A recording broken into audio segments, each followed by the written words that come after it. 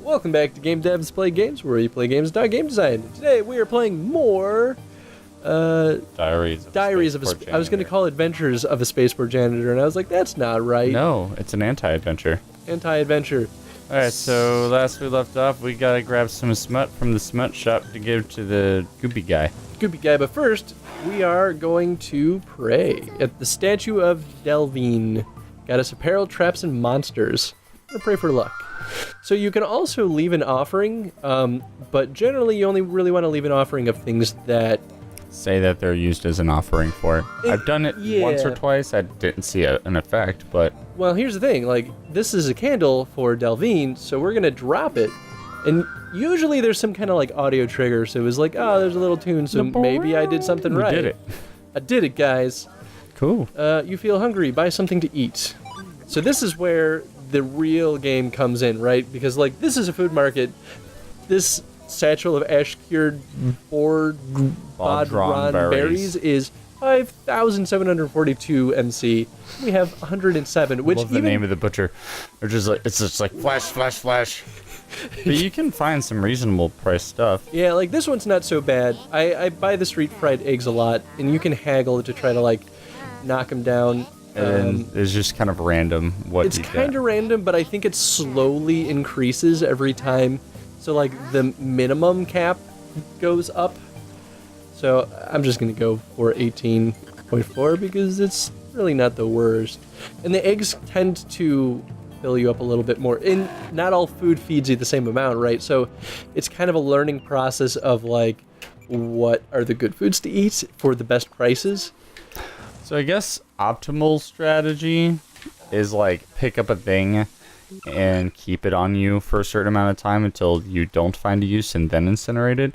So like usually if you can find the vendor that wants to buy the item, then it's going to be worth more than just incinerating. Mm-hmm. You can also eat like spoiled food off the ground, but you start vomiting everywhere. Vomiting, and then you have to clean up the vomit. And I don't know if it like means that you earn less money if you vomit because you're producing more garbage than you're cleaning up, but it doesn't seem to impact you dramatically. I don't think you get paid though for cleaning it up. Probably not. There's also a little lotto shrine. Lotto shrine. One guy, I don't know if this is true or not, but one guy's like, hey, there's a special trick to getting better results from the lotto shrine. You have to rub your body against it. So now I just like do this every time, and I tend to get some pretty decent stuff, like Fetish of Beb. Hey, which is actually pretty good. Can we drop that off at our house since we have the Beb shrine? We can. Well, okay, here's the other thing. Wow, I'm finding these. They're like, there's a cluster of them right like in a row. Mm-hmm. So after we stay away from the red scarf guy, if you bump into them, sometimes they'll just eat your money, like straight up eat it. Oh my. Yeah. So after we deliver, need to get back home, by the way, and you'll find the fetish place. Yeah. So what was I gonna say? Oh, after we drop off the smut for. So, and then to the left. I'm not actually going to drop off the fetish here because there is but I will pray for luck. So one of the ways to get a piece of tablet is to get every single fetish. So I'm going to go home. I'm going to drop this off in storage. I'm going to drop off all these fetishes in storage because I picked up a fetish of the sphere goddess. So now we have two of them. Drop those off there. We're going to go back out and go sell some more stuff. Yeah. That way, I've already collected 2 out of the 9 goddesses, I think. And there was a game-breaking... To the left. The smut guy. Oh, right. Yeah, I don't even know if I have enough money. Yeah, you do. I think it's like 60 or something like that. Bam, look at that. This is like as far as I've gotten in the game, so... Whatever you're fancy, I get what you're looking for. So it's a smut shop, right? And then what do they sell? Spacecraft Catalog, Incinerator V4 Operator's Guide, Guardians of the Galaxy, and Guardians of the Galaxy... Gardens. Oh, Gardens of the Galaxy? Yeah, copyright. He's looking for something blobby. It's, wait. I think I can get him this one. Go to the next one. This one? Slime moons. He said, "Get me something Oh. slimy." Oh, can you get him the wrong thing? I don't know. He said something particularly oozy. I figured the slime thing makes sense. It's totally fair, right? When I played, I just barely didn't have the money that I needed, and so it was like, oh, and then I needed to eat, so I still haven't even got to turn it into him yet. That's so fair. What's cool right now is like there is a nighttime mechanic, and I think that's one thing that makes the game shine because it just changes the way everything feels. Oh, this is the guy. Oop. This is the guy that we deliver. Oh, the containers to. And he's like, if you bring me enough, I'll give you a special present. You're like, how many? Let me check. More! Like, great. I've given him maybe like 10, 15. Oh, these are awesome. Oh, wait, no, not these. Never mind. I'm going to destroy that. You can occasionally find money cards on the ground and just like turn them into the bank.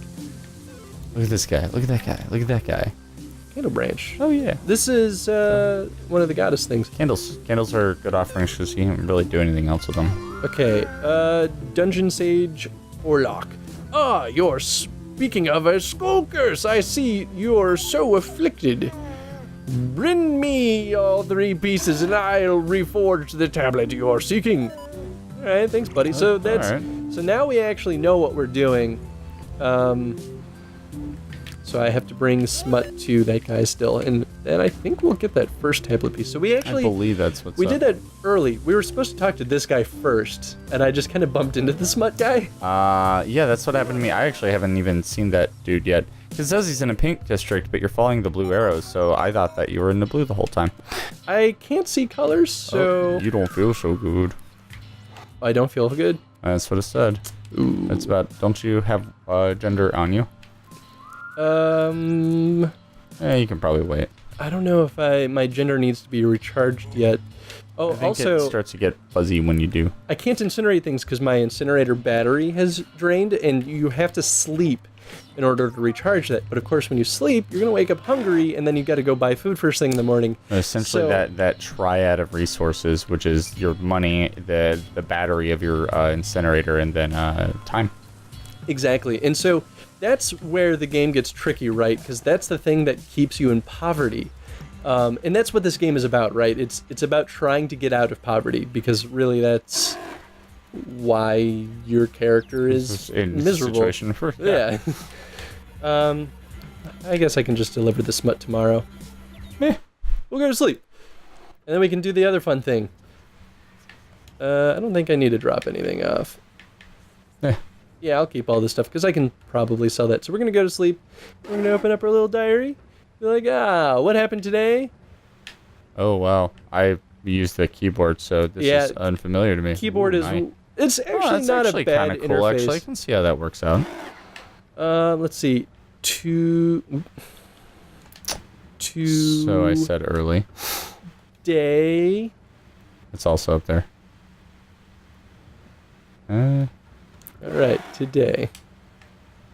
Is the... How do I... Space. And that's the back. Oh, I guess I just have to write enough. Today, let's... I'm just not going to space anymore. Played. Perfect. That's how you do it. So the night mechanic is cool because like the merchants, some of them start to go to bed and just like the lights come on, it gives it like this nightlife kind of feel. Thank you for your obedience. So we went from like negative 970 luck. We went from negative 97 luck. No, it was 900. I don't think it was. I prayed a lot. That's why I think it went down so much. I'm pretty sure. I think that we just have very bad luck now.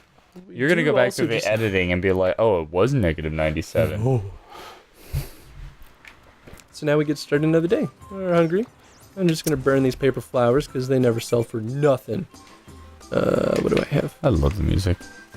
The music, okay, let's talk about that actually, because I think the music is one of the best things about this game. Oh, without a doubt. It gives it so much personality, and like... Actually, if you turn around a little bit, I don't know if you're at the right place or not. It has 4 things to sell. That doesn't happen very No, it often. doesn't. Turn around. Maybe a little bit more. Oh, I guess not. Are you looking for the Smut guy? I was looking for the band. Oh, there. No. Oh, yeah. There we are. It has a great use of 3D sound in this game too, because like the music fades as you get farther away from them, and like you can actually use that because the bands and the concerts are a great source of finding trash. Ah. Also a really good way of finding your way around. There's a lot of because they didn't they intentionally, or at least I'm guessing they intentionally didn't put a map in the game because they wanted the player to have to find their own way around using the resources given to them that are in the game themselves. Mm-hmm. I think that's awesome. Yeah, absolutely. And that's why the game is very challenging initially. But I think after you figure it out, it actually becomes a little bit more intuitive and you kind of get a grasp on the world because it's not randomly generated. And I think that's a good thing. Yeah. So we're about out of time, but at the beginning of next episode, we'll go ahead and turn the Smut in, see what happens, and then play from there. Never seen a mixtape before. I kind of want to keep it. This guy. All right, question of the day. Question of the day. Let's talk about the lack of a map, actually. Okay. And maybe what do you think are the best ways to design a game to not help the player navigate? And like, I don't know, make it part of the mechanic. I don't know. What's a better way to phrase it? I think? What other methods could they have used to help the player navigate around without a map? Yeah, there you go. I like that. All right. Well, till next time. Thank you for watching. To vote so we can keep this show running. Yeah. And by this show, I mean specifically this game or the next one that you choose to vote on, whichever it may be. Till next time. See you then. Bye, everyone.